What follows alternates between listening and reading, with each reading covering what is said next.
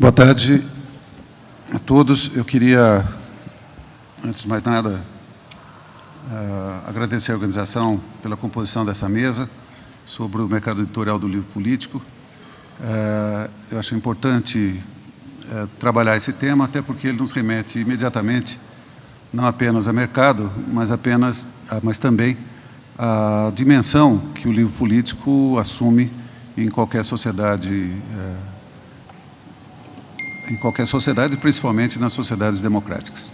Essa questão se torna, hoje no Brasil, obviamente, muito mais relevante quando a situação de conhecimento de todos e, infelizmente, em grande parte de contestação da população, ao solapamento mesmo das normas democráticas vigentes, das normas constitucionais, com um governo que se mostra ilegítimo em princípio.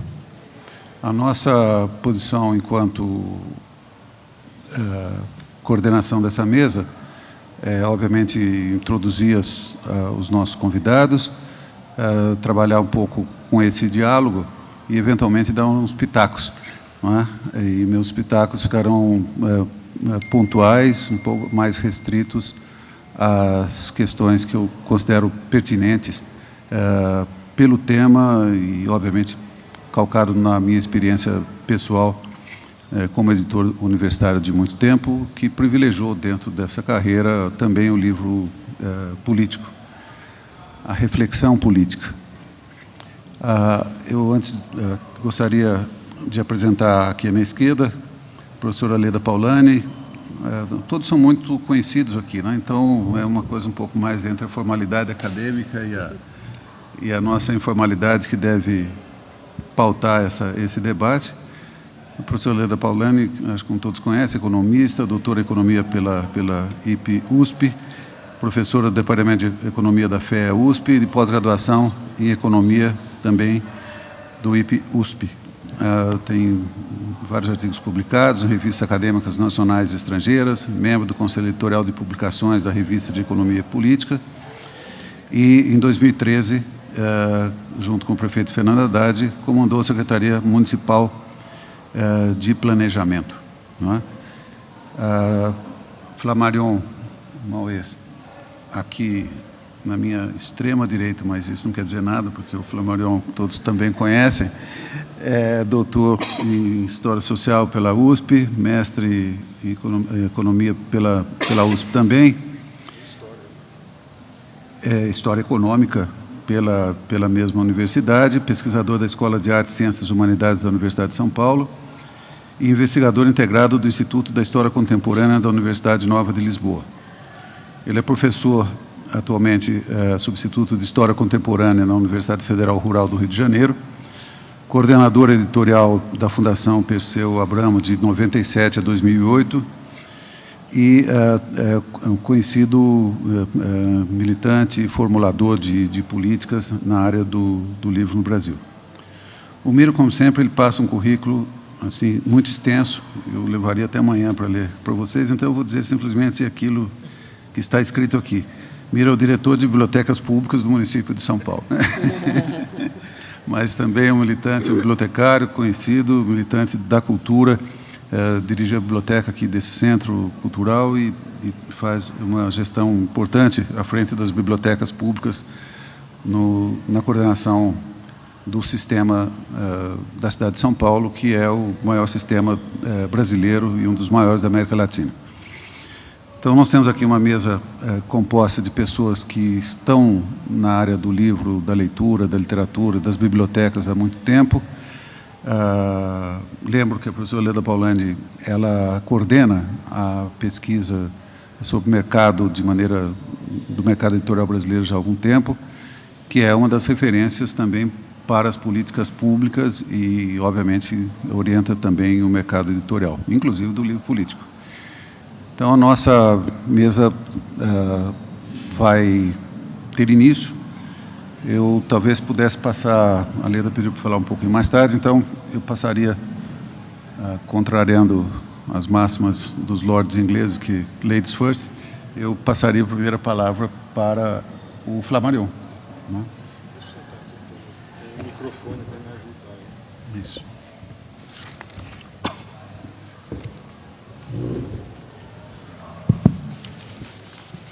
Bem, boa tarde. Eu vou falar um pouquinho de alguma coisa sobre a história da edição política no Brasil e da própria ideia de edição política, né?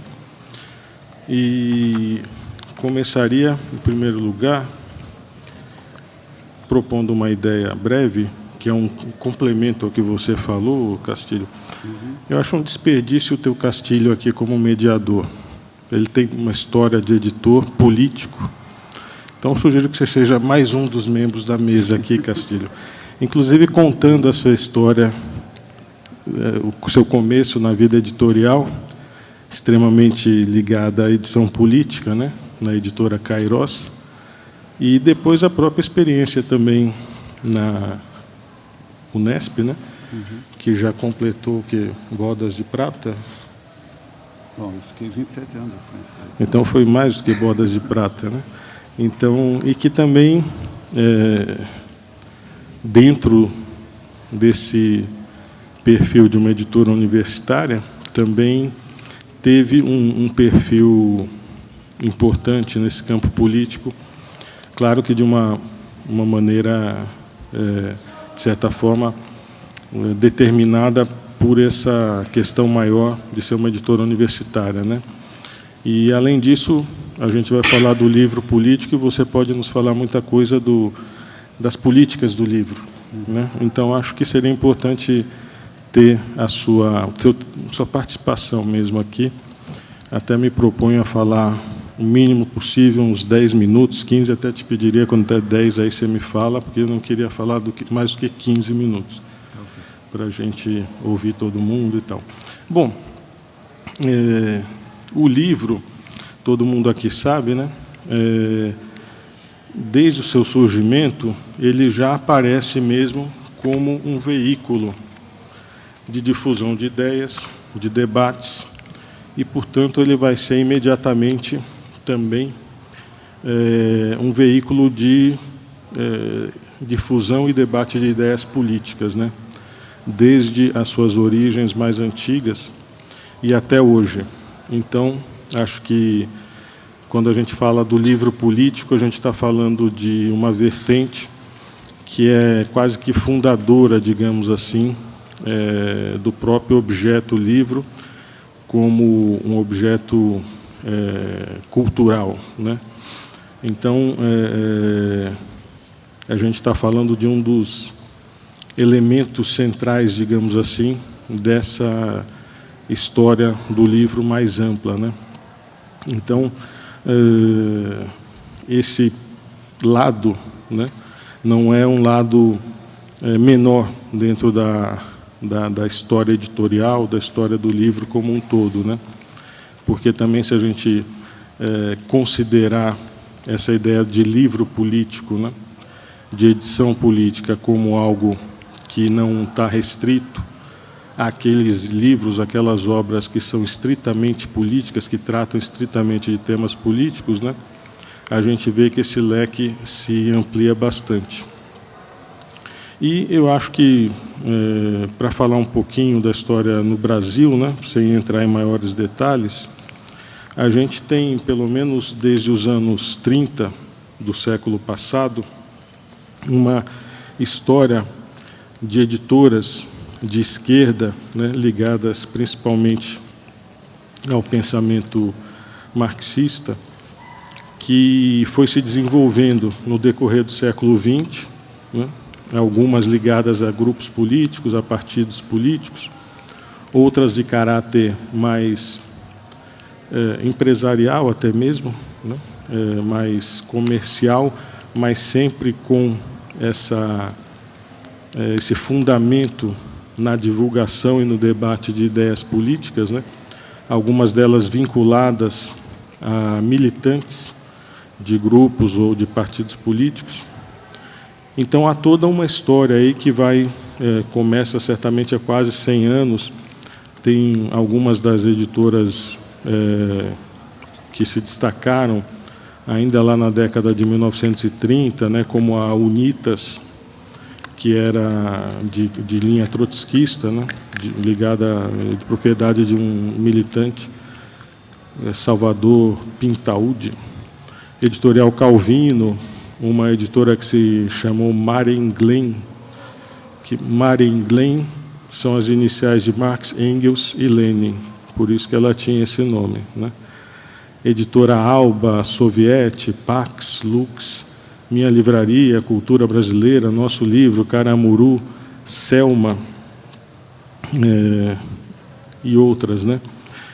Mas, digamos assim, a primeira grande editora de esquerda, depois da Calvino, que foi uma das que se destacou mais, né? Mas ainda de maneira bastante modesta, a primeira grande editora, no sentido da sua importância cultural e política, e mesmo do seu alcance em termos de distribuição e de ação, digamos, editorial e política, foi a Editorial Vitória, ligada ao PCB, Partido Comunista Brasileiro, criada nos anos 40. Ela foi criada em 44 e durou até 1964.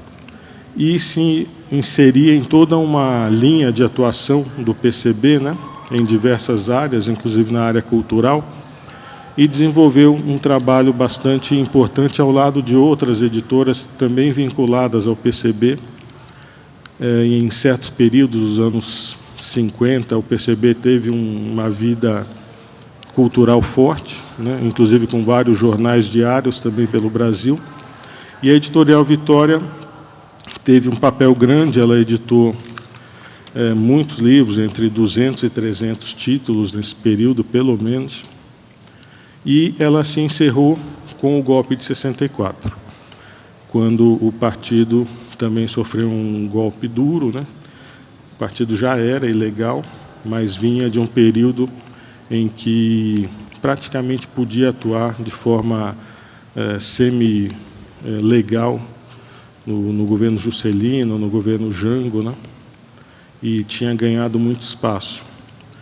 Nesses anos 50, começa a se desenvolver também duas editoras que vão ter uma história muito importante nessa história editorial política no Brasil. São editoras fundadas anteriormente, né, nos anos 30 e 40, mas que vão, digamos, ganhar um grande papel no debate político de esquerda a partir dos anos 50, que são as editoras Civilização Brasileira, do Enio Silveira, militante do PCB também, né? E a editora Brasiliense, do Caio Prado Júnior, Arthur Neves, que também, o Caio Prado era militante do PCB, né? Mas em que pese essa militância de ambos os proprietários, não eram editoras do partido, apesar de ligadas a linhas políticas que o partido propunha, todavia sem ortodoxia, né? Abriam também espaço para outras linhas, até certo ponto, mas abriam, né? Mas foram duas editoras muito importantes nesse período democrático brasileiro, né, de 46 a 64. Tiveram uma atuação muito destacada,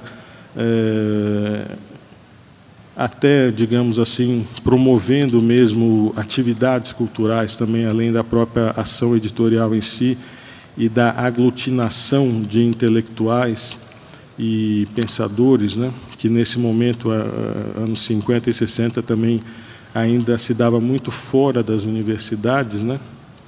Então, essas editoras desempenhavam também esse papel importante,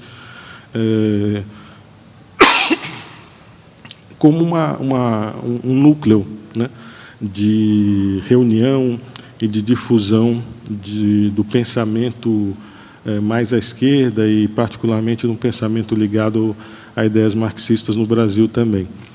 Com o golpe, essas duas editoras são atingidas, né, mais fortemente a Civilização Brasileira, mas continuam em atuação, continuam, na medida do possível, buscando promover publicações e outras atividades dentro dessa nova situação política. A civilização brasileira vai ser vítima de uma perseguição mais forte, do ponto de vista econômico, inclusive, que vai levar até que, nos anos 70, a editora seja vendida pelo N. Silveira, né? E, dando um pulinho aí, né? Depois do golpe, a partir dos anos 70, meados dos anos 70, a gente volta a ter um movimento editorial político mais importante no Brasil, com também o surgimento de algumas editoras que vão ter um caráter marcadamente de oposição à ditadura, né? Algumas editoras que já existiam, como a própria Brasiliense e a Civilização Brasileira, que vão retomando uma atividade de cunho político mais forte, e outras editoras que surgem. São muitas editoras que vão surgir a partir dos anos 70 e o começo dos anos 80. Uma delas é a Cairós, fundada pelo Castilho e Companhia Limitada, que teve um papel importante, tiveram uma livraria aqui em São Paulo também, né? Mas, assim como a Cairós, houve várias outras, né, de cunho político, cultural. Algumas delas, como a Cairós, também com livrarias, e essas livrarias tinham um papel também de centros de debates, de aglutinação, né? Então, a partir de meados dos anos 70, várias editoras, são várias, algumas delas atuam até hoje, mas são poucas relativamente. Uma delas é a Cortez, que está aqui em cima também. Outras deixaram de existir, como a Brasil Debates, a própria Cairós, a Codecri, que foi uma editora do Pasquim, né, jornal Pasquim, bem importante. E outras mudaram de rumo, como a Global, que foi uma editora muito importante na publicação de obras ligadas ao pensamento marxista, nos anos 80, 70, 80, e que hoje é uma editora voltada para outros tipos de obra, né, mas que ainda tem no seu catálogo resquícios desse passado, né. Então, esse momento final, meados dos anos 70 até o começo dos anos 80, ali até a campanha das diretas, por ali, há esse crescimento dessas editoras com esse caráter e, portanto, também da publicação de livros que têm um caráter político de oposição bastante acentuado.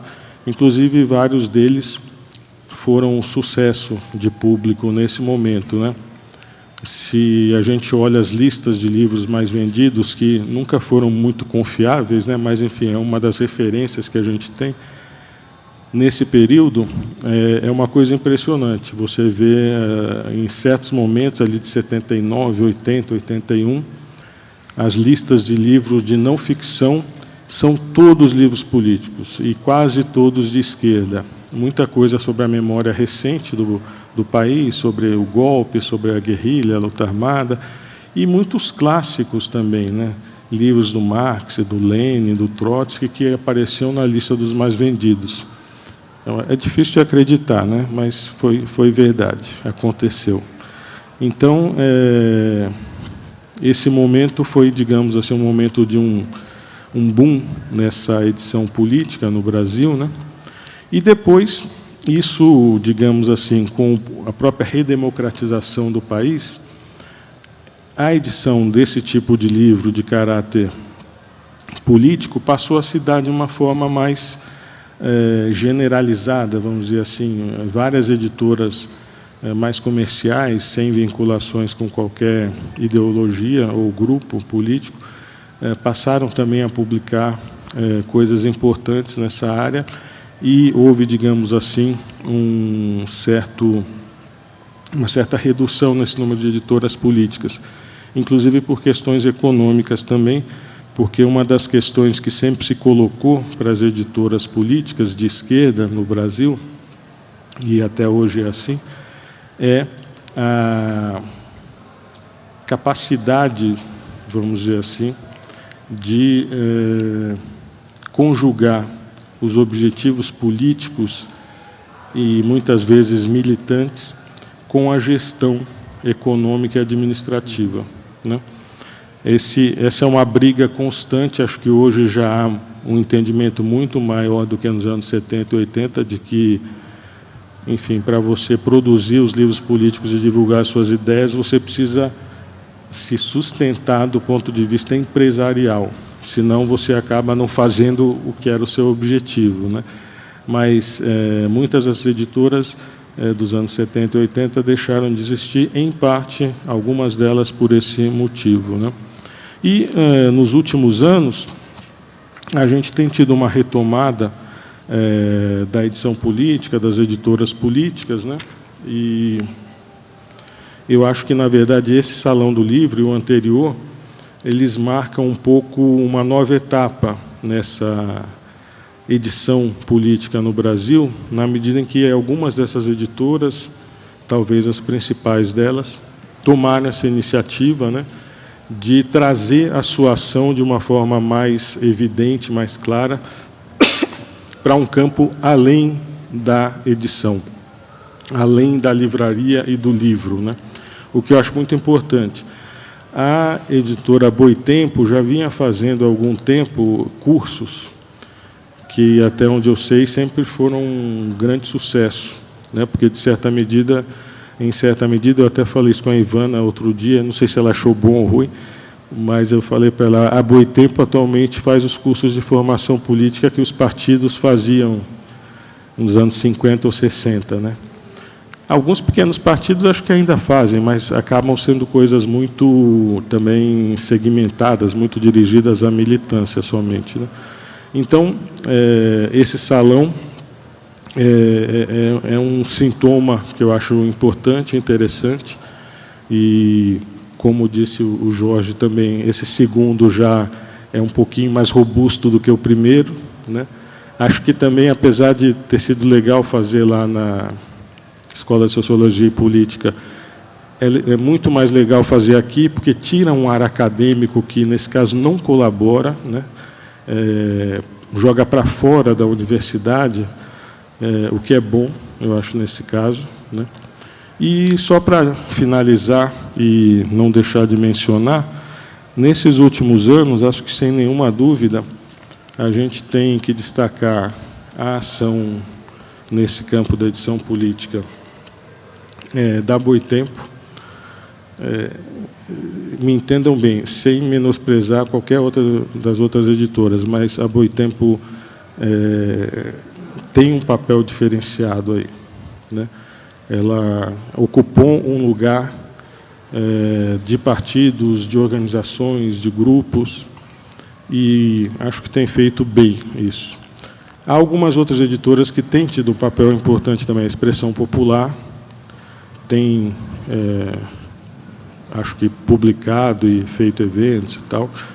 E, no campo dos partidos, a Sunderman, né, do PSTU, que tem uma ação já de 20 anos, por aí, Jorge, é isso? 13. Olha, parece mais. Então, já é uma ação consolidada também, assim, e que sempre buscou, e muito além da militância do PSTU, então tem tido um papel importante. E a Anita Garibaldi, essa já com 40 anos, praticamente, acho que é 40 mesmo, de existência por aí, e que também tem mantido uma ação continuada, constante, importante, e que enfim, conta nesse conjunto. E, por último, só, mesmo agora, é bem legal que tenha aparecido essas editoras também de pessoas, de pequenos grupos, que buscam uma edição independente, né, e vinculada a organizações, a movimentos, porque acho que daí, de repente, pode também surgir, num outro momento, alguma nova iniciativa interessante de aglutinação de algumas dessas editoras, dessas iniciativas, enfim. Mas essa possibilidade da edição, digamos assim, independente, que procura esse caráter político, essa inserção no debate político, e, de repente, isso acaba gerando novas possibilidades também. Então, é isso. Obrigado. Perfeito.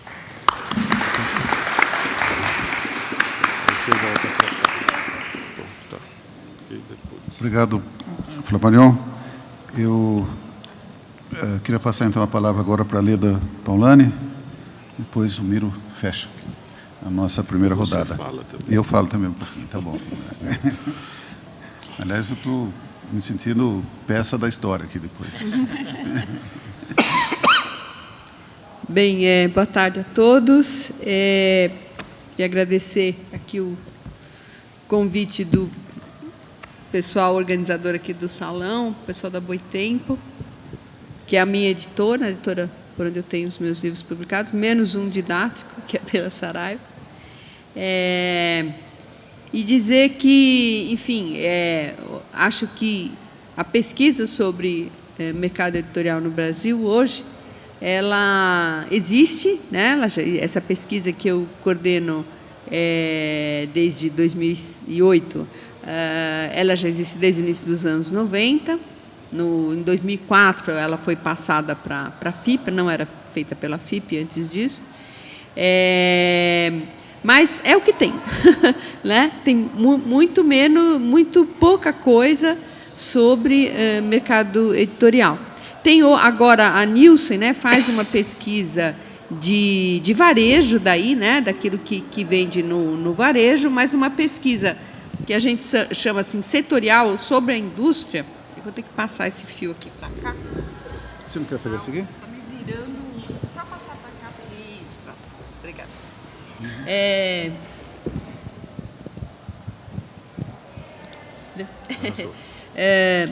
Então, uma pesquisa assim sobre a indústria, né, do livro, vamos dizer assim, a única que tem é essa pesquisa que a gente faz. A nossa base de dados é a base das editoras, né? Quer dizer, a gente manda um questionário online para todas as editoras do nosso cadastro, que a gente está permanentemente atualizando, porque no nível das pequenas editoras é um turnover muito forte, né? Abre e fecha a editora com uma facilidade muito grande. Mas a gente manda lá hoje em torno de umas 700 editoras, mais ou menos. A gente manda para todas e a gente hoje tem um retorno bom, em torno de quase 200 editoras que respondem o questionário, mas isso não significa que a gente tenha, com isso, informações apenas sobre 1/3 do mercado, né? Porque 200 é mais ou menos 1/3 de 700, um pouco menos, né? Não, porque as grandes editoras todas respondem, as médias grandes quase todas também respondem. Então, o nosso grau de inferência estatística, né, quer dizer, o que a gente observa nessa amostra, entre aspas, que é uma big amostra, né, e depois deriva para um universo, é muito mais que isso, né? A gente hoje tem apenas 30% de inferência, ou seja, a gente atinge com a pesquisa cerca de 70% do mercado em termos de valor faturado, né? Mais ou menos isso. A gente tem 2 segmentos no mercado, o segmento que a gente chama mercado propriamente e o segmento governo. O segmento governo, a gente praticamente tem o universo dele, porque a gente recebe os dados lá do Fundo Nacional de Desenvolvimento Econômico, né, do FNDE.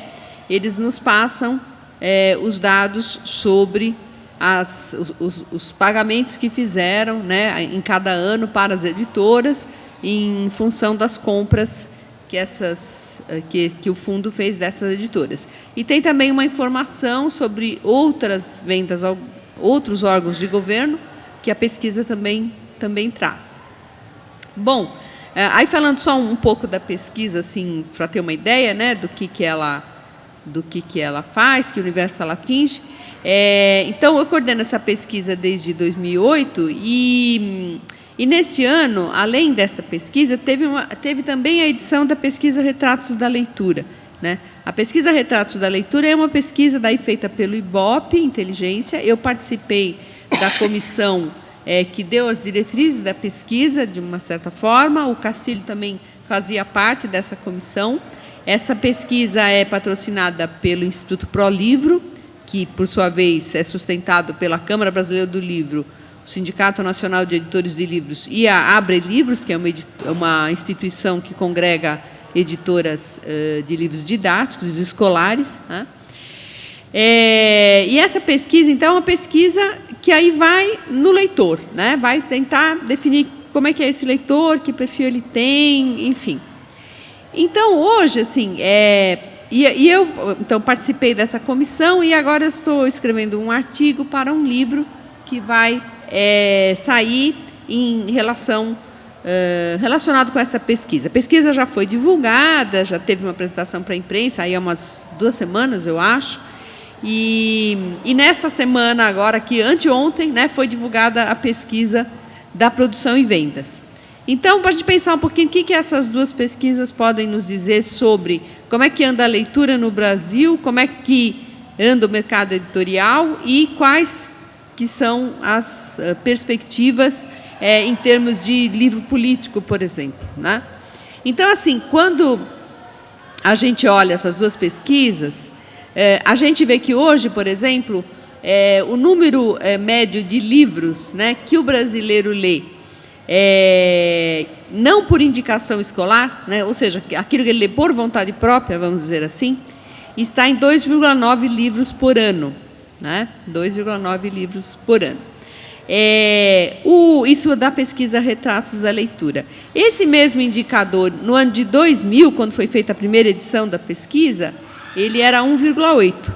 Então, assim, bom, teve uma melhora em 15 anos, razoável, aí de 60%, mais ou menos, mas isso ainda nos coloca muito distantes dos parâmetros dos países mais desenvolvidos. Então, lá na metade dos anos 2000, portanto, já uma década atrás, os dados, por exemplo, da França indicavam 7 livros lidos por ano, livros lidos fora da escola, né, como eles chamam, não por obrigação. 7, nós estamos em 2,9. Nos Estados Unidos, 5,1. Na Inglaterra, em torno de 5. Enfim, então tem um chão grande aí para percorrer. Quando a gente olha em termos de livros totais, né, lidos, inclusive considerando os escolares, também vai se notar a mesma diferença. Para nós é 4,7, hoje cresceu em relação ao que era no ano 2000, mas nos outros países é 10, 11, 12, né, nesses países mais desenvolvidos. Isso, então, essas informações decorrentes de pesquisas feitas com os leitores. Aí, eu fiz o seguinte exercício, peguei várias edições da nossa pesquisa de produção e vendas e fui ver se esse aumento de 60% no indicador de leitura, né, se ele se refletia em aumento de vendas, de exemplares vendidos, para usar a mesma variável, né, não faturamento, mas exemplares vendidos, na pesquisa de produção e vendas. E não se reflete de modo nenhum, né? Você tinha, no ano de 2000, uma venda per capita, né, se a gente dividir o número total de exemplares vendidos ao mercado, aí sem considerar o governo, né, deixando o governo de lado. Número total de exemplares vendidos ao mercado per capita dá 1,2 livros, né? E no ano de 2015 dá 1,2 livros. Está exatamente a mesma coisa.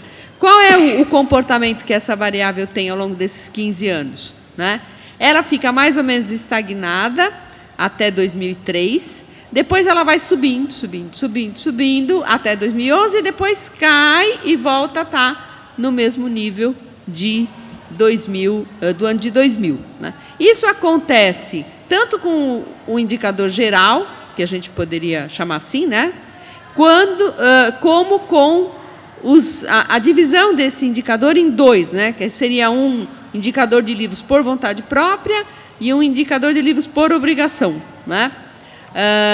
Então, o indicador de livros por vontade própria, ele flutua muito mais, né? Então, ele varia nesse período entre 0,6 e 1, né? Então, uma flutuação bem grande, ao passo que o por vontade própria, ele flutua entre 0,3 e 0,4, né?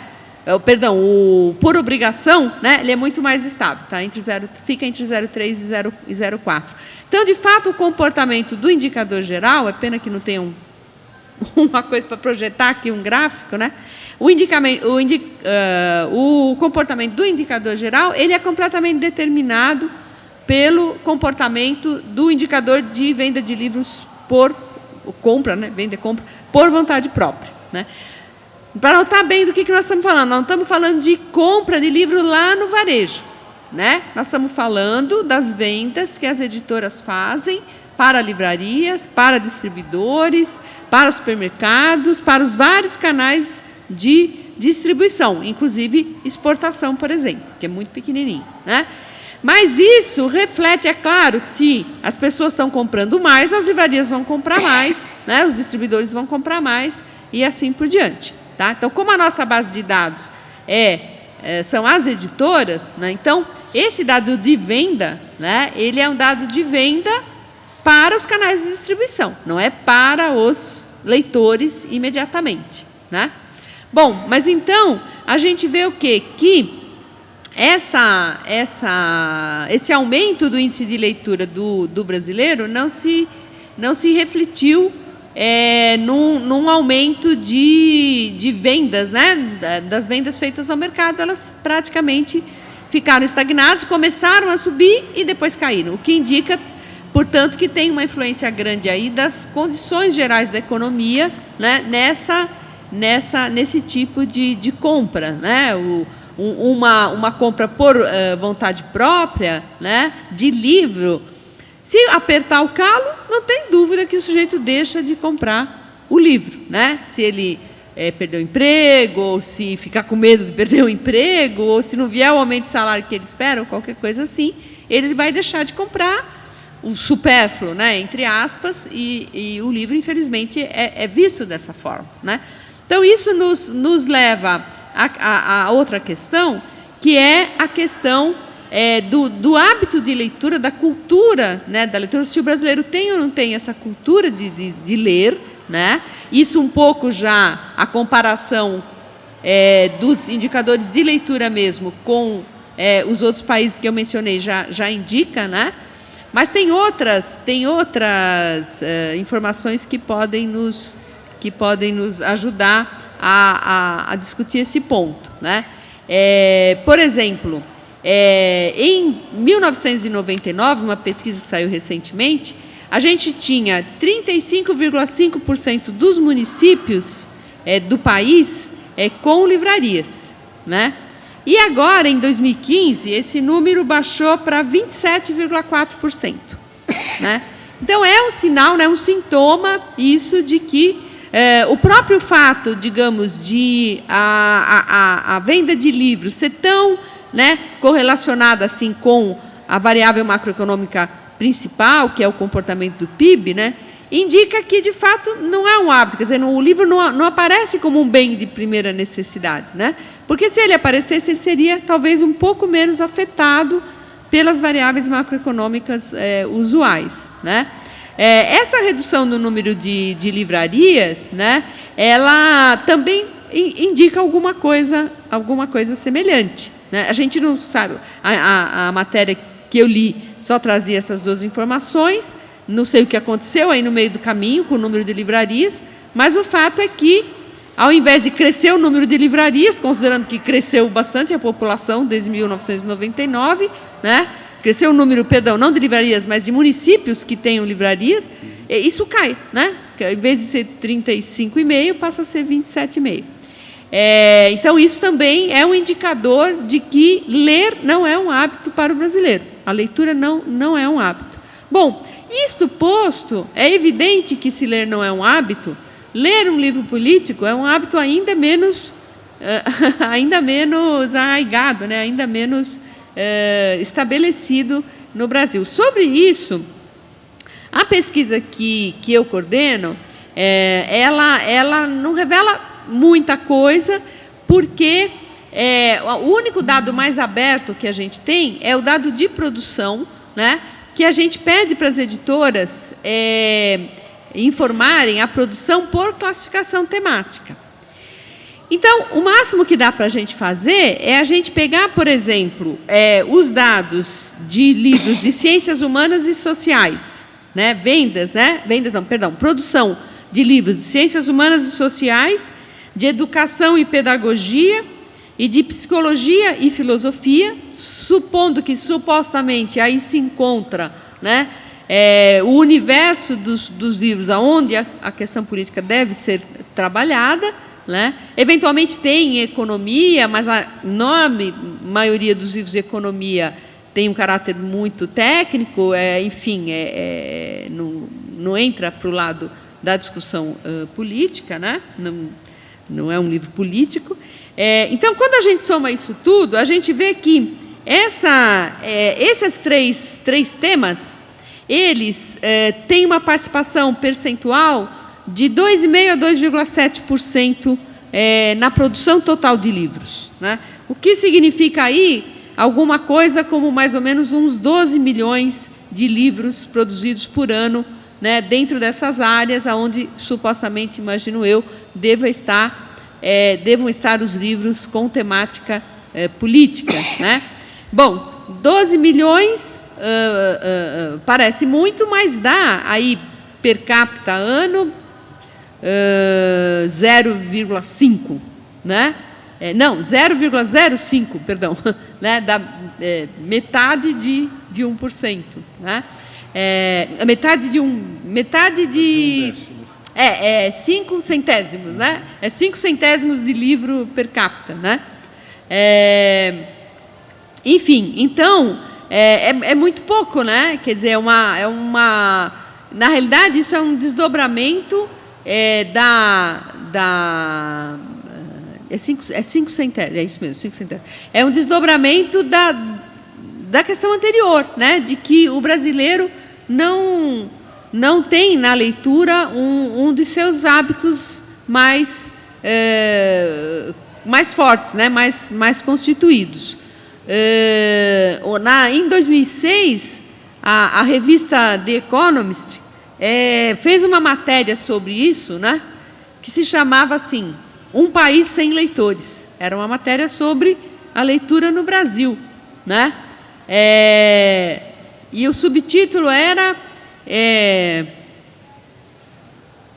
a custosa desatenção com os livros no Brasil. Era um subtítulo desse tipo. E aí eles diziam que o nível de leitura do brasileiro era um motivo de vergonha nacional, junto com o índice de criminalidade e as taxas de juros. Que interessante. Eu, como economista, achei o máximo eles falarem isso. E não é um comunista, né, um esquerdista, bolivariano, o que se quiser chamar, que está falando isso, né? Não é isso. É o The Economist, que é uma revista icônica, né? É a grande, né, meca aí do pensamento liberal civilizado, vamos dizer assim. Ultimamente até anda bem incivilizado. Mas, enfim, né, é uma revista acima de qualquer suspeita. E os caras colocam as coisas nesses termos, né? E aí falava dos indicadores de leitura, né, dos índices de leitura do brasileiro,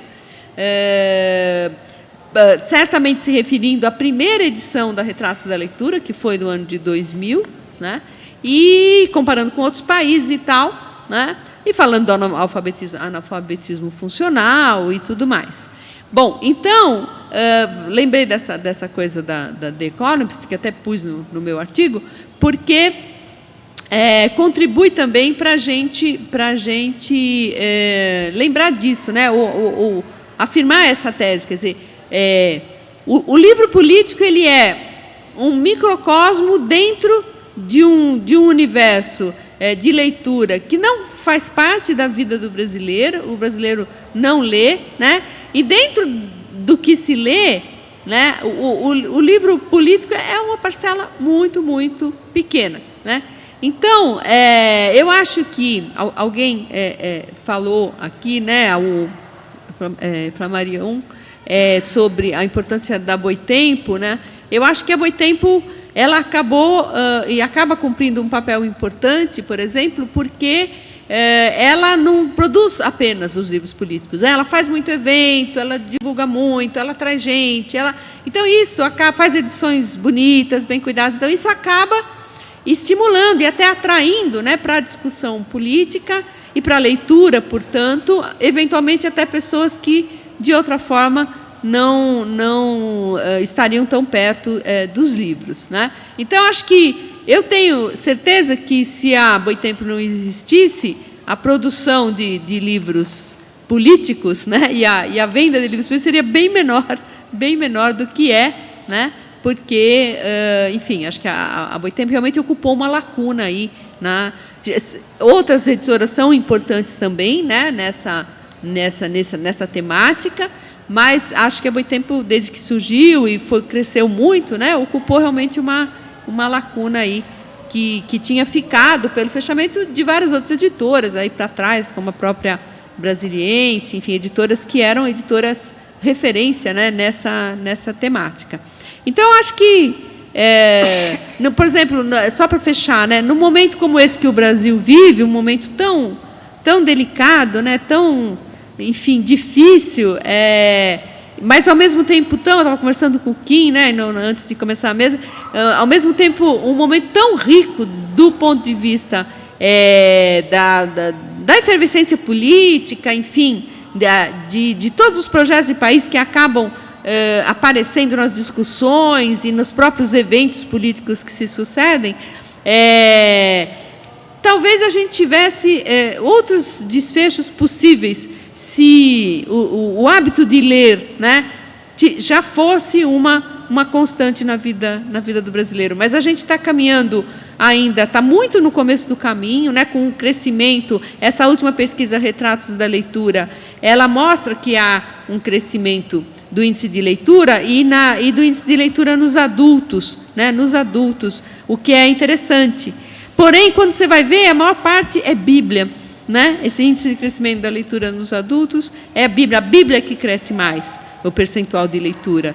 Então, você vê que também não necessariamente, né, o livro lido por vontade própria significa uma maior proximidade com a cultura, ou mesmo um hábito de leitura. Na realidade, isso aí é um hábito de leitura imposto pela religião, né? Da pesquisa, por exemplo, que foi feita a última, Retratos da Leitura, quase 30% dos entrevistados se disseram evangélicos. E os evangélicos têm uma obrigação, né, de ler a Bíblia todos os dias e tal. Então, isso acaba, como vem crescendo muito, né, as religiões pentecostais vêm conseguindo cada vez mais adeptos nos últimos anos, isso acabou se refletindo nos resultados da pesquisa, né? Então, quer dizer, a gente tem o crescimento do nível de educação é uma variável importante também nesse resultado do aumento do índice de leitura, né? Evidente, isso fica claro que conforme vai aumentando o nível de educação da população, vai aumentando o nível de leitura, o indicador de leitura, né? Mas tem também esse outro lado da religião. Seja como for, temos um vasto caminho ainda a percorrer nesse sentido, né? Para a gente poder contestar um título como esse da The Economist, de um país sem leitores, né? Nós ainda somos, de fato, um país sem leitores. É isso. Obrigada. Perfeito.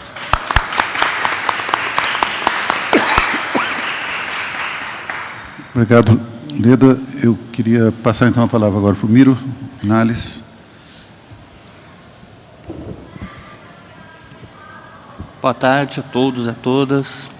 Primeiro, eu queria agradecer a organização pelo convite feito. A gente retomar essa mesa, na verdade, que começou há 9 meses atrás, mais ou menos, no primeiro salão, em setembro, né, do ano passado. Por isso que tem um rebento forte agora, depois de 9 meses, né? E só falar 2 coisinhas. Primeira, eu acho que é demonstrado realmente que tem muito pouca leitura relativa ao livro político. É só ver o que a gente ouve nas ruas e lê nas mídias sociais ultimamente, né? demonstra bem isso. E a segunda coisa é que, enquanto biblioteca, principalmente, enquanto um ativista dentro dessa área das bibliotecas, a nossa preocupação é sempre procurar estimular, fortalecer o gosto pela leitura, né, além do hábito, né? Acho que a gente só vai conseguir transformar realmente isso aqui num país de leitores ou incrementar a partir do momento que o gosto pela leitura seja equiparado a qualquer outra manifestação artística que já acontece aqui no país. No ano passado, quando a gente teve esse primeiro encontro, a gente estava em desenvolvimento do Plano Municipal do Livro, Leitura, Literatura e Biblioteca. Nós estávamos em discussão, a Sueli, até que está aqui também, fazia parte desse grupo que fez a discussão, e esse plano ele foi elaborado e foi sancionado pelo prefeito Fernando Haddad em dezembro último, né? E o que eu, enfim, eu acho que quem participou também notava, e quem for ler o plano, ter acesso ao plano, percebe. Normalmente, as ações, as propostas voltadas a essa área, elas são muito mais ligadas à leitura de literatura, do livro literário, do que a outras áreas da literatura. Não que não apareça de alguma maneira, quando você fala de democratização do acesso, ampliação de bibliotecas, enfim, uma série de coisas, de alguma maneira está implícita o crescimento desses outros tipos de leitura, mas normalmente as políticas que são apontadas, as ações que são apontadas, elas são quase em sua totalidade voltado para a leitura literária, né? Muito pouco para os outros tipos de leitura. A gente percebe muito isso. E isso foi construído, esse plano, a partir de consultas amplas da sociedade. Nós tivemos várias reuniões setoriais, várias reuniões regionais, com diversos grupos de atuação, e teve até com os editores, teve um momento com editores, que o pessoal dos livros políticos também estiveram presentes, mas é forte, né, essa questão da leitura literária e muito pouco do outro tipo de leitura, né, que espelha normalmente o que a sociedade também entende por literatura e entende por leitura, enfim, o gosto que essa sociedade estabelece hoje. Ao par disso, no começo desse ano, lá na Coordenadoria do Sistema Municipal de Bibliotecas, nós fizemos o planejamento para as ações, para as atividades que iríamos fazer esse ano. E uma das análises que nós fizemos é justamente essa. A gente também trabalhava muito a questão do livro literário, né? Então, a gente promove saraus, a gente promove debate, a gente promove uma série de atividades, compra acervo, basicamente dentro do livro literário e muito pouco fora disso, né? Então a gente fica até um pouco com aquele dilema do Tostines, né? A gente faz isso porque é o que o público quer porque a gente faz isso, né? Quer dizer, a gente tem que quebrar um pouco essa lógica, né? Então a gente fala, tudo bem, a gente tem que trabalhar com a questão literária, claro, sem dúvida nenhuma, mas a gente tem que começar a abrir o trabalho, começar a pensar mais profundamente a questão dos outros tipos de leitura. A leitura informacional, que eu acho que as bibliotecas públicas deixaram de cumprir esse papel já há algum tempo, ou cumprem muito esparsamente, muito pontualmente, né? E trabalhar essas questões, não basta você comprar o livro, como também na leitura literária também não. Não basta você comprar o livro e botar ali e você acha que já fez o seu papel, né? Você tem que ter um trabalho de mediação também com esse tipo de leitura, né?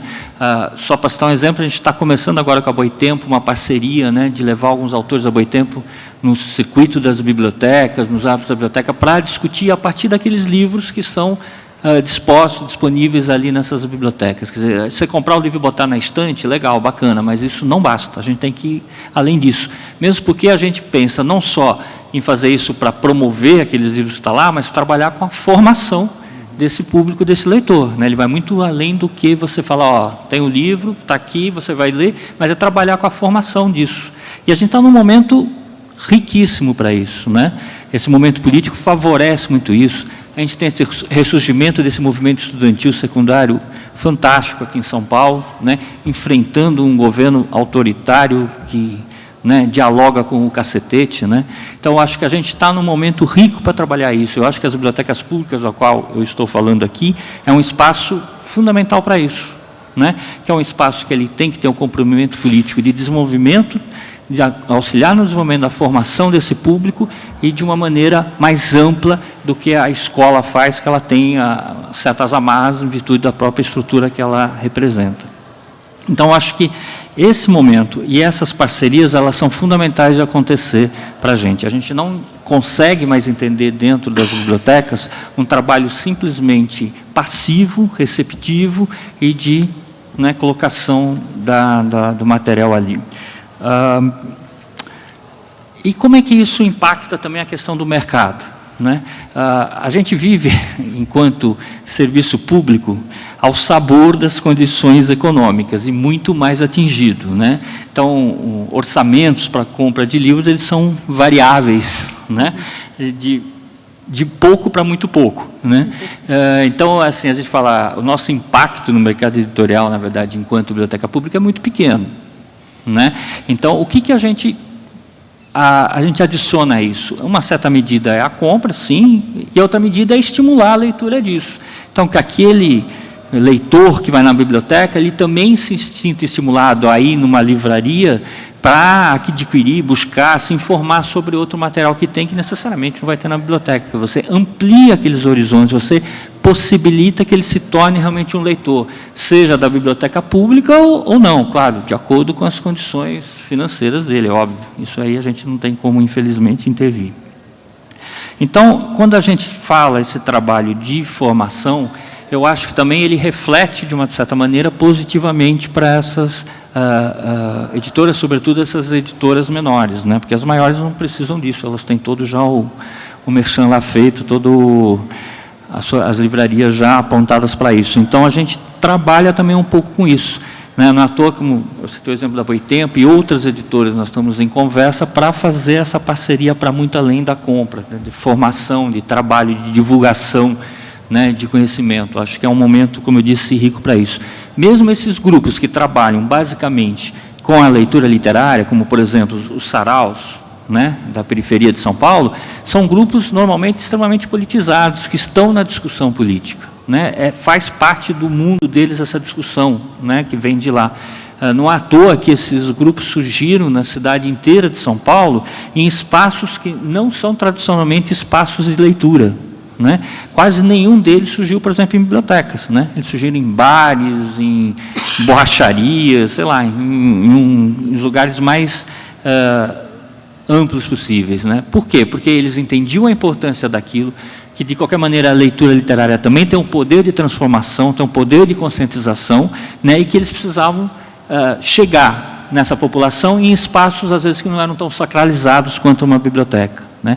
Cabe a gente também, enquanto profissional da biblioteca, desacralizar esses espaços. Ainda há uma aura muito respeitosa em relação a esses espaços, mas respeitosa, sim, no sentido que eles afastam o público, né? Principalmente se você pega uma população de baixo poder aquisitivo, que não tem a frequência da biblioteca como uma coisa mais característica, às vezes ela espanta. Então, também cabe a gente também quebrar um pouco essa visão da biblioteca. A gente tenta. Eu acho que aqui o Centro Cultural São Paulo é um exemplo muito bom disso. É uma biblioteca, acho que uma das mais democráticas de São Paulo, né? Se você vier aqui, sobretudo no final de semana, que é quando essa população que normalmente trabalha a semana inteira tem tempo para vir para uma biblioteca, você vai ver um público mais heterogêneo possível, rico, muito interessante, e que vem para cá também para espaço de convivência, né? Então, você também tem que ter antenado nisso, a gente, para trabalhar essas questões políticas e outras questões, utilizando também esse espaço de convivência, né?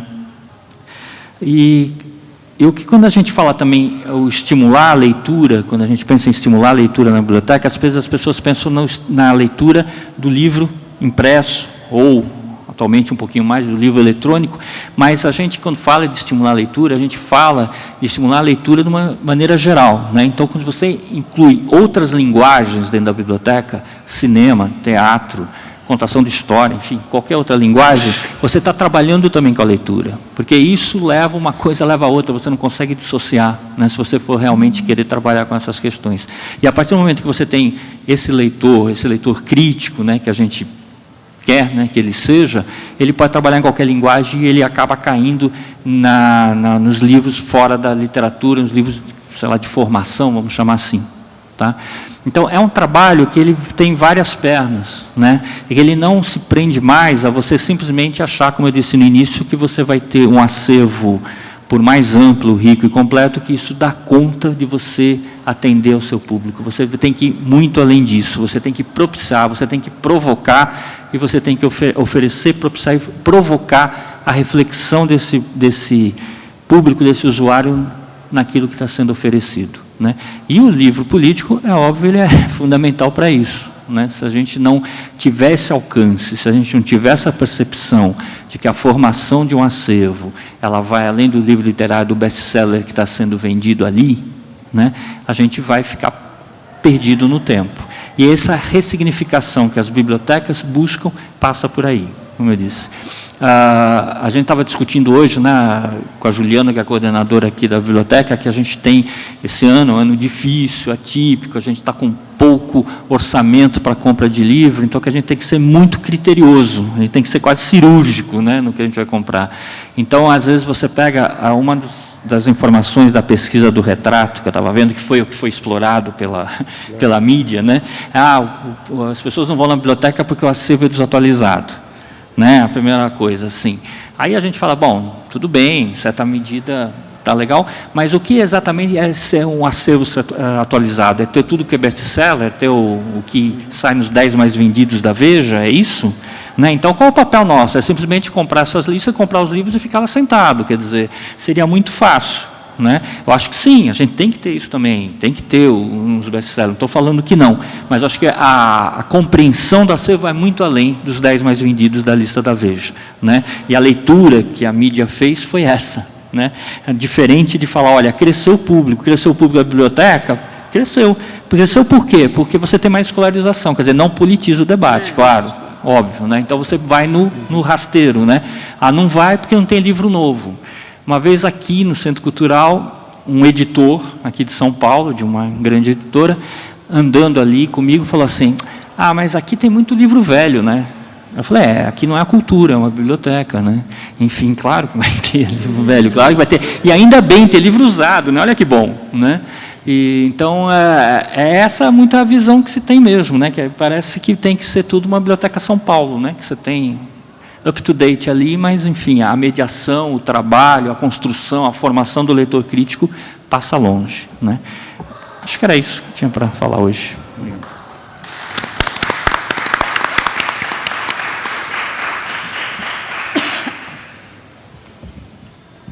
Obrigado, Miro. Eu queria agradecer as 3 intervenções. Eu acho que foi interessante a composição, que elas, de fato, compuseram, né, os argumentos dentro desse parâmetro geral que eu vejo, que nos momentos de refluxo, de eventuais coibições da ação democrática, é que nós percebemos as carências. Essa é uma das carências que me parece muito evidente, não é? Praticamente todas as reflexões que nós fizemos nesse período democrático da redemocratização após a ditadura, no setor editorial, quase que exclusivamente se centrou no campo do desenvolvimento econômico, no campo do desenvolvimento mesmo fabril, né, das editoras. Não é à toa que a pesquisa mais confiável, a pesquisa mais sistemática, a pesquisa no qual nós temos uma sequência histórica mais consistente, é exatamente a pesquisa da FIP, que é da produção editorial, e não da qualidade de leitura, que começa muito recentemente, no ano 2000, de maneira titubeante, que é o Retratos da Leitura no Brasil, com problemas metodológicos graves. Em 2007, ela tem uma permanência de alguns problemas, e, de fato, do meu ponto de vista, eu expressei isso, inclusive, na comissão que fazíamos parte, eu e Leda, do meu ponto de vista, a série histórica de Retratos da Leitura no Brasil começa em 2011. Então, a nossa atenção, não é, profissional, política, etc., me parece que não focou aquilo que significa o ato de ler vinculado ao ato da edição. E o ato da edição, ou melhor, o ato da leitura, depois de não apenas de reflexão, mas depois de percorrer, nos últimos 10 anos, e conversar com centenas e centenas de grupos, pessoas, de todos os setores da cadeia produtiva, criativa, distributiva, mediadora do livro e da leitura, eu estou plenamente convicto que a capacidade leitora, a conquista da capacidade leitora hoje no Brasil é a chave de todos os outros nossos direitos. Por que eu digo isso? Porque nós estamos cada vez mais no campo da disputa. Nós estamos cada vez mais num tempo em que hoje nada se conquista sem uma verdadeira batalha que tem como chave o conhecimento e o acesso à compreensão e ao debate. E o que nós vemos no Brasil, como a Leda já levantou, e mostra essa última pesquisa, confirmando uma série de dados já conhecidos, nós temos um país onde a maioria da população não tem a capacidade da compreensão leitora. E quando eu falo da compreensão leitora, significa não apenas a leitura como decifração de caracteres, significa a leitura como a construção de significados, construção de raciocínios, interrelações, diálogo com o outro, que ele está dizendo ou escrevendo alguma coisa. Então, quando nós temos numa sociedade em que não apenas baseado, obviamente, em disputas ideológicas, mas elas se traduzem em palavras, se traduzem em texto, se traduz, a palavra da moda atualmente, em narrativas, né? Essas narrativas, essas palavras, seguramente não são compreendidas na sua integralidade, no seu profundo significado, por 75% da população brasileira, que é o que os índices do Instituto Nacional de Analfabetismo Funcional nos aponta nos últimos 15 anos, o que significa que em torno de 140 milhões de pessoas, né, têm alguma dificuldade de compreensão do que está escrito, do que está dito, do que está posto. Ora, se nós temos essa capacidade, essa incapacidade de articular, se nós temos essa incapacidade de nos comunicar, não é? Nós temos a incapacidade de entrar de maneira qualificada na disputa pelos direitos. Na disputa pelos direitos. O quadro é um quadro, como eu tive a oportunidade de discutir e brigar muito nos anos que estive à frente da Secretaria do Plano Nacional do Livro e Leitura, com os órgãos de governo, chamando a atenção para o problema, infelizmente pouco escutado nos últimos anos, mas nós temos quadros terríveis do ponto de vista, inclusive, da juventude, o que ainda é mais preocupante. Não é? Se nós dizemos que são 75% da população que tem algum grau de analfabetismo funcional, a mesma pesquisa indica que nós temos 38% de analfabetos funcionais em vários graus do analfabetismo funcional dentro das nossas universidades e faculdades. E ainda é mais preocupante, segundo os dados da CECADI, do MEC, que ontem, aliás, foi totalmente desmontada pelo cão de guarda que está como ministro da Educação, segundo dados da CECADI, nós temos 78 milhões de jovens adultos acima dos 18 anos que não completarão o ensino médio ou qualquer outra formação escolar hoje no Brasil. Se nós juntarmos isso com dados do IBGE, que demonstram o envelhecimento da nossa população, nós teremos em 2050 uma maioria de senhores. Não é?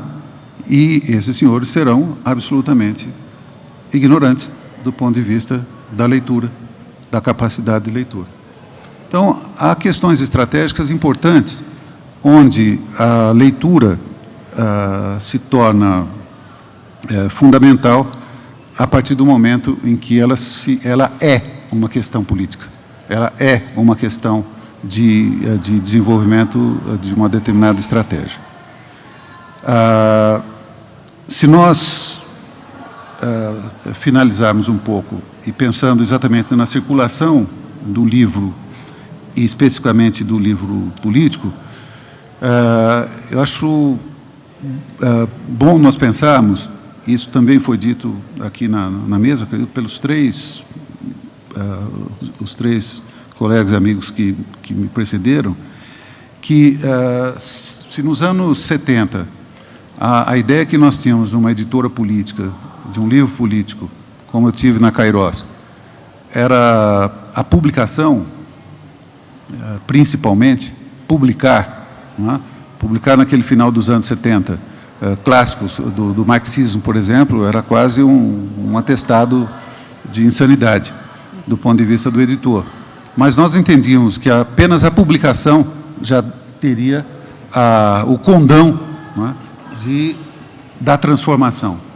Hoje, não apenas nós sabemos outras coisas a respeito disso, do ponto de vista da leitura, o Miro colocou isso bastante bem, não é?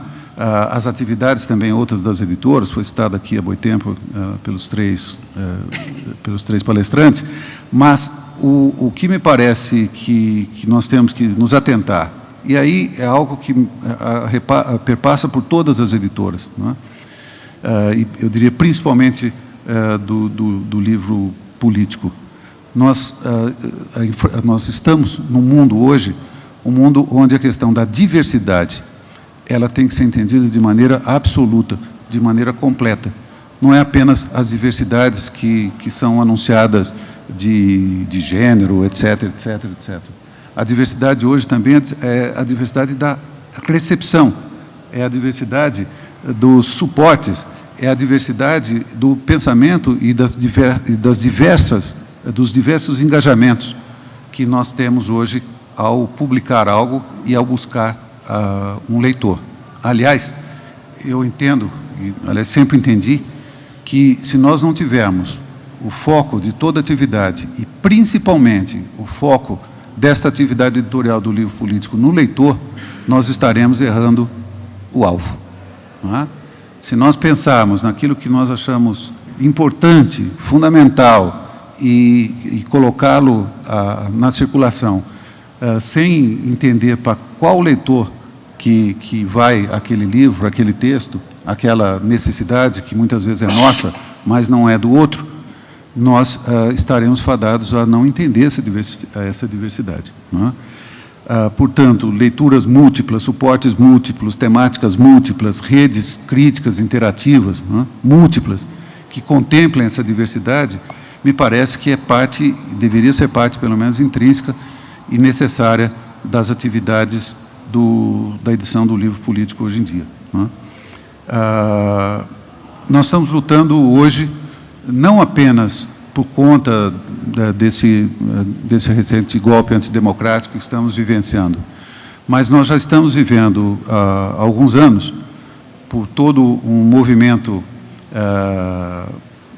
da sociedade do espetáculo, um grande empenho pela morte da reflexão e da nossa capacidade de refletir. Não é? Não apenas pelo incentivo às questões ligeiras que impedem a reflexão, digo isso não apenas no livro político, mas na indústria editorial de maneira geral, mas também pelo uso indiscriminado e pouco pensado da ótica do leitor sobre os vários suportes que estão colocados para nosso uso e intermediação. Não é? Eu me refiro aqui claramente às questões das mídias digitais, daquilo que precisa ser trabalhado de maneira um pouco mais reflexiva também pelos nossos editores, uma confusão entre livro digital e achando que é a mesma coisa do livro impresso, do que um leva e do que o outro leva o leitor a refletir ou a se informar, Enfim, há toda uma complexidade que nós precisamos aprofundar, além daquela discussão que já está, digamos assim, sendo exercida há muito tempo, que são mais reflexões ligadas ao desenvolvimento econômico do setor. Não é? Eu acho que essas questões que eu levanto me parecem cruciais, não apenas de maneira genérica, mas especialmente para alguns setores. E o espaço do livro político, eu acho que necessariamente, do meu ponto de vista, passa por essas questões que eu coloquei. Nesse sentido, até faria uma sugestão, imagino que nós teremos o 3º Salão do Livro Político, e também as pessoas que estão aqui, que estão nessa atividade, promovem muitas outras atividades. É sempre importante lembrar, nos encontros, que nós devemos ter mesas permanentes em qualquer tipo de encontro de discussão de políticas de leitura, de políticas de edição. Não é? Nós precisamos colar a ideia da política, a ideia da edição, a ideia da leitura, a ideia da escrita, porque, como disse o Constantino Bertolo, que eu já citei, a escrita nasce do poder, e é de poder que nós estamos falando, em última instância, no nosso cotidiano. Não é? Então, é isso que eu queria refletir com vocês. Muito obrigado.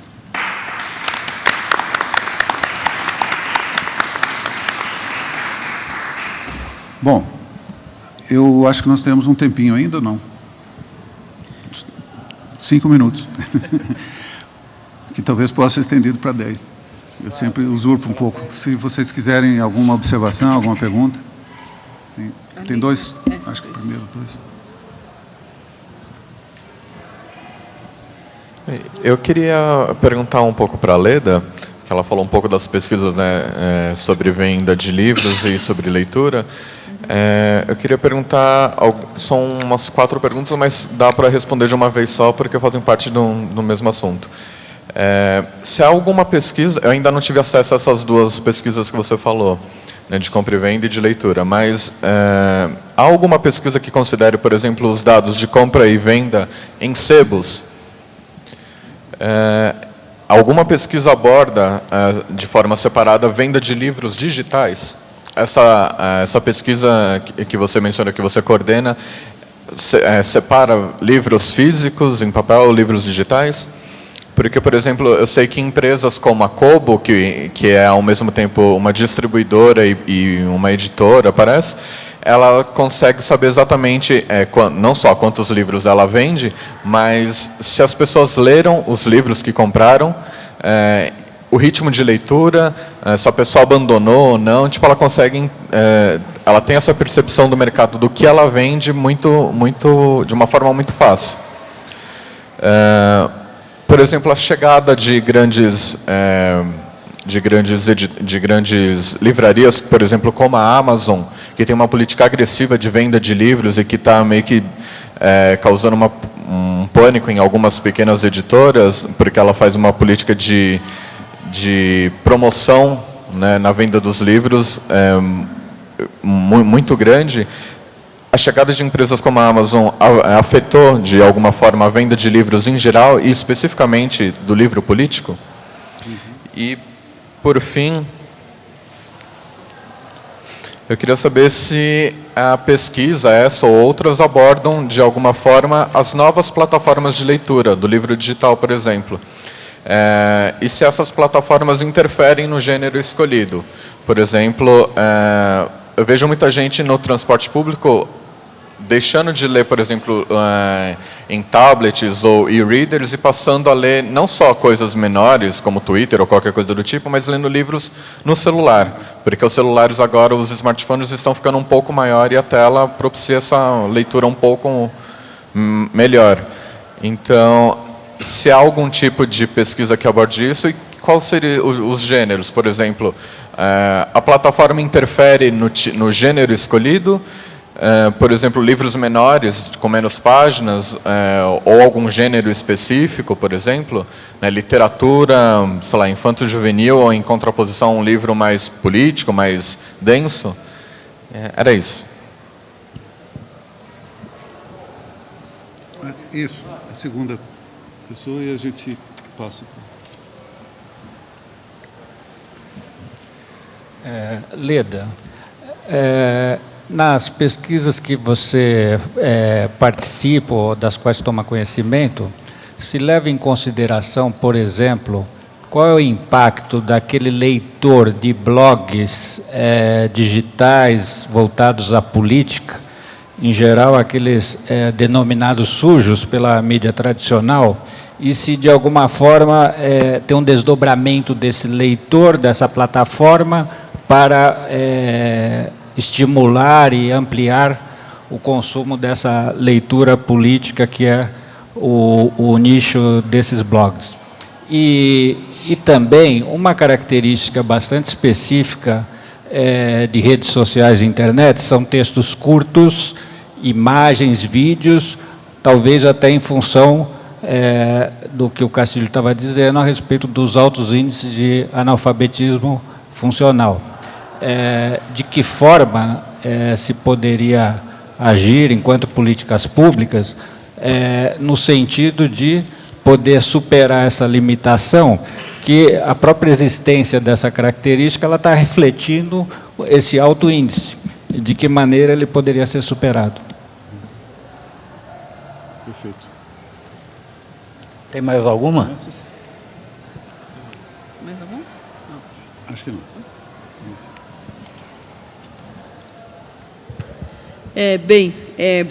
Vamos lá, as primeiras questões. Então, olha só, eu desconheço a existência de pesquisas que afiram a compra e venda de livros em sebos. A nossa pesquisa não faz isso, porque a nossa pesquisa, que eu digo a nossa, é a pesquisa que eu coordeno na FIP, em parceria com a Câmara Brasileira do Livro e o Sindicato Nacional de Editores de Livros. A nossa pesquisa, como eu disse, a base de informações dela são as editoras, né? Então, ela não vai na ponta do varejo para saber o que está sendo comprado, né? Ela averigua produção, títulos, né? Exemplares produzidos, tradução, não tradução, canais de comercialização e vendas, né? Vendas e faturamento por subsetor, por segmento de mercado, por tamanho de editora, enfim, né? Mas a gente não vai no varejo. Eu desconheço que exista pesquisas desse tipo, né? Que foquem nos sebos. Mas eu imagino o seguinte, uma coisa até perceptível, que com a chegada desses sebos virtuais, tipo o estante virtual, que acho que é o mais conhecido de todos, né? Muitos sebos estão, de fato, deixando de existir, né? Porque, enfim, a pessoa pensa em sebo. Meu marido, por exemplo, era um que frequentava muito sebo. Agora ele está lá na estante virtual. É o contrário, viu? Ao contrário? Passaram a surgir mais sebos. Está surgindo mais sebos? Em virtude desses sites. É mesmo? Porque, bom, verdade, então é uma boa notícia. A estante virtual ela é um serviço, na verdade, que reúne sebos. Reúne sebos, claro. Né? Então, quer dizer, ela não vende nenhum livro. Sim, né? Ela faz a intermediação, então, né? Isso entre proporcionou o surgimento de sebos, inclusive sebos caseiros e muitos sebos no interior. Sim, mas é o que eu estou dizendo é o seguinte, esse sebo que é uma livraria, né? Esse sebo que é uma livraria, que você entra dentro, procura um livro e tal, esse daí a tendência é... Agora, claro, tem esse lado que facilita e organiza, né, vamos dizer assim, a venda de livros usados. O que é bom, porque torna o livro mais acessível, enfim. Mas eu não sei se há, de fato, pesquisa sobre isso. De qualquer maneira, acho que, existindo esses sites como a estante virtual, fica fácil, né, você fazer uma pesquisa. Não deve ser difícil hoje, porque fica tudo registrado, né, tudo sistema. Como que evolui a venda de livros em sebo, né? Se você pegar e usar como proxy a venda de livros usados pelos sebos virtuais, que dessa forma você está atingindo, né, uma boa parte dos sebos físicos, né? Com relação a livros digitais, sim, a nossa pesquisa tem uma parte do questionário em que as editoras respondem perguntas sobre o acervo de títulos digitais e sobre a edição de títulos e venda de unidades de conteúdo digital, né, dentro daquele período que a gente está considerando, que sempre é no ano anterior. Então, a pesquisa que a gente fechou agora foi sobre 2015, né? Então, quando chegar, tipo, final de maio do ano que vem, nós vamos estar fechando 2016 e assim por diante. Porém, essa pesquisa de conteúdo digital, ela é relativamente recente. A gente começou a fazer lá faz 3 anos, a terceira vez, terceira ou quarta, agora não tenho muito certeza, acho que é a terceira vez que a gente faz essa pergunta no questionário. E o principal problema aí é que a gente não tem uma ideia do universo para fazer um processo de inferência estatística. A gente precisaria fazer um censo do livro digital, que eu estou insistindo com a CBL, com o SNEL, que precisa fazer, né, para a gente poder ter uma ideia desse universo e aí acompanhar uma amostra, né, ao longo dos anos e fazendo os processos de inferência estatística. Mas a gente ainda não tem. Então, o dado que a gente tem é um dado das editoras que respondem essa questão no nosso questionário, né? Então, os dados não são comparáveis um ano com o outro, porque não se trata necessariamente do mesmo universo. Tem ano, por exemplo, que uma editora responde a pesquisa, ela responde essa informação. Tem outro ano que ela não responde a pesquisa e não tem essa informação. Então, não é exatamente comparável.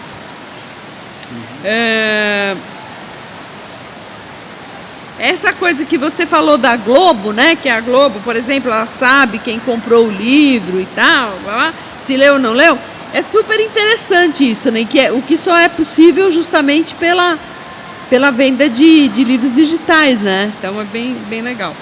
Bom, a questão da chegada da Amazon, né? E de outros sites aí que vendem livros e tal. Como eu disse, a gente não pesquisa isso. Eu também não sei se outras instituições como a Nielsen, por exemplo, que faz pesquisa de varejo, né? Se ela tem alguma forma de averiguar isso, mas a verdade é que existe sim uma dificuldade com preço de livro por parte das editoras menores, principalmente, por conta desse tipo de venda. Isso eu acho que é o que teve por trás, ou está por trás dessa luta que as editoras têm feito aí com a história do preço fixo, né, junto ao governo. Bom, e o impacto disso, inclusive, no livro político, eu não tenho a mais pálida ideia do que pode ter acontecido.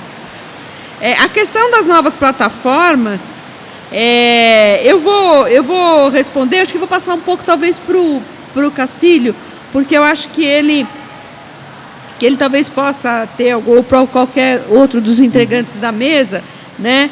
E, inclusive, emendando na outra pergunta ali, o impacto do leitor de blogs, enfim, quer dizer, isso é um fato, né? De fato, muita gente começou, que não lia nada, né? Nem jornal, nem coisa nenhuma, com a história das redes sociais, desses novos suportes, né? O ler pelo celular, etc. As pessoas começam a ler. Mas o que elas leem, como leem, né? Inclusive, isso é uma coisa meio estarrecedora, quando você começa a pegar o que as pessoas escrevem, né, com comentários, seja lá o que for, o nível da linguagem é uma coisa estarrecedora, é muito ruim, né, muito pouco desenvolvido e tal. Então, acho que tudo isso está provocando grandes transformações, tem pouquíssima pesquisa sobre isso, né? Então, a pergunta que você faz é de que maneira as novas plataformas, quer dizer, o fato de o sujeito ler no celular, ao invés de ler um livro impresso, ou de ler num tablet, por exemplo, ou de ler num Kobo, ou numa, como é que chama lá, aquele... Kindle. O quê? O Kindle. Ou num Kindle, né? Será que afeta o que ele lê? Eu penso o seguinte, por exemplo, para uma criança, né, um livro infantil, por exemplo, é uma coisa lúdica, né? Ela lê numa coisa assim, é muito difícil que você tenha no celular ou no tablet sobre a criança o mesmo impacto de um livro infantil, que você pega na mão, né, e mostra para a criança, principalmente aqueles livros que têm coisinhas que abrem e sobem e não sei o quê, né? Por mais que isso seja uma coisa que chama muita atenção das crianças, acho que tem coisas que não necessariamente são passíveis de serem produzidas nesses formatos, né? Acho que deve ter algum impacto do formato naquilo que se lê, né? Mas não acredito que haja pesquisa sobre isso, e nem a nossa Retratos da Leitura traz informações sobre isso. Não sei se alguém mais quer falar sobre esse tema. Pelo menos até a minha pesquisa individual a respeito, é que cada vez mais a leitura se dirige para os smartphones, né? E esses aparatos estão cada vez mais, os aparatos de leitura estão cada vez mais em desuso, né? Quer dizer, eu aderi muito rapidamente à leitura digital, por obrigação profissional, quando ela surgiu, mas na verdade eu não sei nem onde eu coloquei o meu Kindle, entendeu? Já faz uns 2 anos que eu leio aqui. Então, esse tipo de coisa parece que não é algo disseminado, né, mas do ponto de vista de conteúdo, eu desconheço, inclusive no exterior, pesquisas que trabalhem a esse respeito, né? De uma forma ou de outra, a questão que se coloca, existe sim pesquisas importantes e um debate muito acirrado a respeito da qualidade da leitura digital, das possibilidades da leitura digital e da tradicional, e a maior parte das conclusões, inclusive aí de neurolinguistas, e que trabalham com essa questão da percepção, da cognição a partir da leitura do texto, que deixam bastante claro que a percepção do texto em tela, não é, o nível de cognição vai a determinado ponto. Ou seja, e qual é esse determinado ponto? É a extensão do texto. É a extensão do texto, não é? A leitura reflexiva, o modo de organizar o pensamento, o modo de organizar a estrutura física cerebral para, segundo os cientistas, eu não sou dessa área, eu sou um leitor dessa área e busco, tá? Eles afirmam que a organização cerebral para se ler um texto reflexivo de longa duração, onde você convive com o autor em 200 páginas, 300 páginas, é uma determinada estrutura, e uma determinada estrutura para você ler um pequeno artigo de uma ou 2 páginas, ou a leitura de um WhatsApp, ou a leitura de um Facebook de textos curtos é absolutamente diferente, né?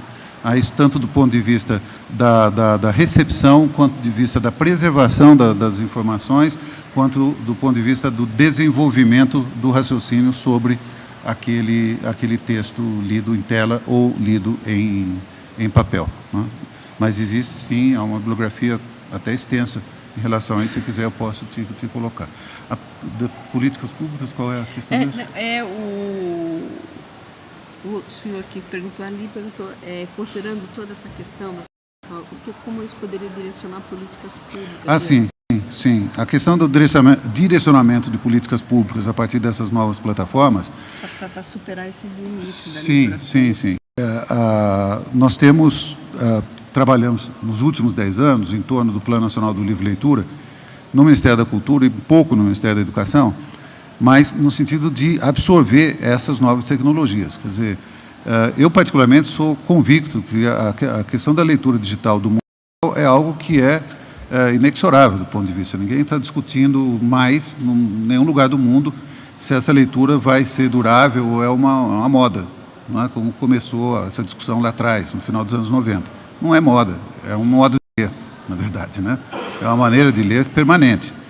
E esse modo de ler permanente tem que ser compreendido, inclusive, dentro dessas questões que eu acabei de dizer. Quer dizer, qual é a recepção dessa leitura, qual é a possibilidade de cognição que essa leitura fornece, quais são os tipos de texto que devem ser suportados por uma ou outra mídia. Outra leitura que também já internacionalmente se faz há muito tempo é essa disputa. Não, o livro tradicional vai acabar? Eu, pelo menos há uns 3 anos, em congressos internacionais, em textos de grandes especialistas no assunto, eu não escuto mais isso, entendeu? Já é superado, vai sim, vai ficar, vai conviver, vai trabalhar junto, vai conflitar, mas a permanência vai existir. Então, dessa forma, uma política pública só tem sentido se você trabalhar o conjunto das possibilidades, e o conjunto das possibilidades abarca o digital. O que nós insistimos sempre é ao olhar do cidadão e do leitor, né? Quer dizer, qual é, para determinado conteúdo, aquilo que vai favorecer mais um cidadão. Nesse sentido, a orientação que é dada a partir do Plano Nacional do Livro e Leitura, inclusive para o Sistema Nacional de Bibliotecas Públicas, foi que as bibliotecas tivessem a abertura para o digital, sem achar que o digital também é a salvação da humanidade, né? Quer dizer, porque nós sempre trabalhamos um pouco com isso. Nós chega uma nova mídia, nós achamos que é isso, agora vai. Entendeu? Não é assim, né? Nós temos uma construção, antes de mais nada, de uma política de leitura que não passa só pelos suportes, não passa só pela compra de livros, passa por uma complexidade maior que aí daria uma mesa de 2 horas. Né? Enfim, aí vocês dois. Queria só falar uma coisa aqui, no caso das bibliotecas, antes mesmo dos livros eletrônicos, a democratização, a ampliação do acesso à internet teve um impacto super forte, né? E tem 2 vertentes aí. A primeira, sim, aquele público estudantil que ia à biblioteca para realizar seus trabalhos escolares deixou de ir, né? Ele ficou em casa, ele faz lá na internet o recorte e cola dele para fazer o trabalho escolar, né? Por que eu estou falando recorte e cola? Eu já vou falar já. Então, era um público em potencial que a gente tinha na biblioteca, para trabalhar com mediação com esse público para outras leituras que a gente perdeu, que a gente tem que conquistar de outras maneiras.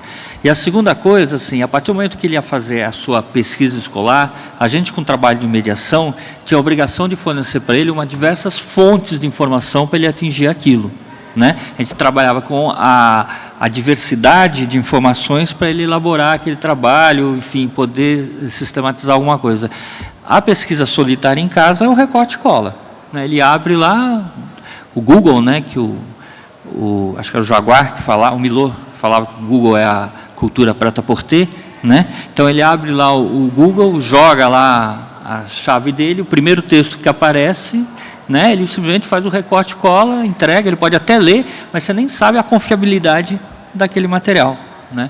Então, a disseminação do acesso à internet, ela propiciou esses 2 problemas, que cabe nós, enquanto biblioteca, no meu caso que eu estou falando, ter políticas claras de recuperar esse leitor de uma outra maneira, né, de jogar de outra maneira. E trabalhar com essa mídia, claro. Não dá para falar assim, olha, né, vamos exorcizar, isso aqui é o demônio, a gente só vai trabalhar. Não, tem que ter consciência que aquilo chegou para ficar, para conviver, e a gente tem que trabalhar com ela também, junto a esse público.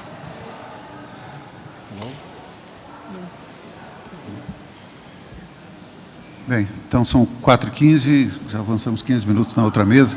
Eu queria agradecer a Leda, Flávio Marion, ao Miro, e agradecer a presença de vocês e essa interação que é muito importante para essas atividades como o Salão do Livro Político. Agradecer o convite de estar aqui com vocês e seguimos em frente. Um abraço.